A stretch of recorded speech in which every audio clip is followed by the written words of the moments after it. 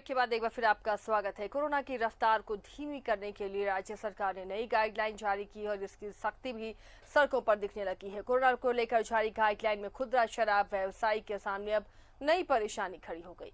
Licence agreement के तहत उन्हें तय रेवेन्यू तो अदा करना है, लेकिन बिक्री के समय में कमी आने से आय प्रभावित हुई है। जानी पूरी बात। 8 अप्रैल से शाम के 8 बजे के बाद शराब की बिक्री बंद हो जाएगी।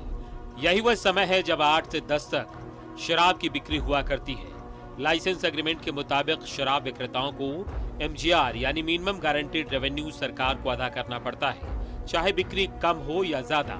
सरकार के नए आदेश से खुदरा शराब व्यवसायी बेहद परेशान हैं। लॉकडाउन का हम स्वागत करते हैं सरकार का लेकिन हम लोग को जितना रेवेन्यू दिया गया उस अनुसार ये बंदी का मार तो हम लोग शाम को ही का बिजनेस है।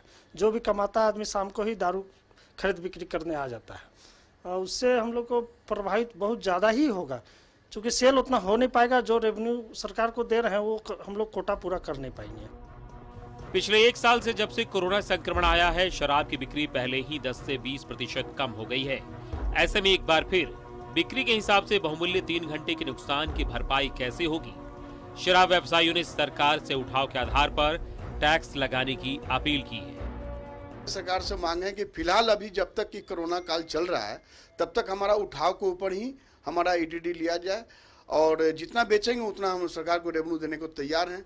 चूँकि 3 घंटा काफ़ी होता है, शाम का ही बिक्री मेरा मेन चला गया और संडे तो काफ़ी ज़्यादा नुकसानदेह, अभी लगन का भी टाइम है। तो हम व्यापारी साथ हैं सरकार का, लेकिन सरकार को भी हमारे ऊपर ध्यान देने की जरूरत है। वैसे ही झारखंड में अन्य राज्यों के मुकाबले शराब पर सबसे ज्यादा टैक्स लगता है, लगभग 75%। शराब व्यवसायी सरकार की नई पॉलिसी का स्वागत तो करते हैं, मगर अपने लिए राहत की भी मांग करते हैं। न्यूज़ 11 भारत के लिए कैमरामैन राजा के साथ शहनवाज अख्तर की रिपोर्ट।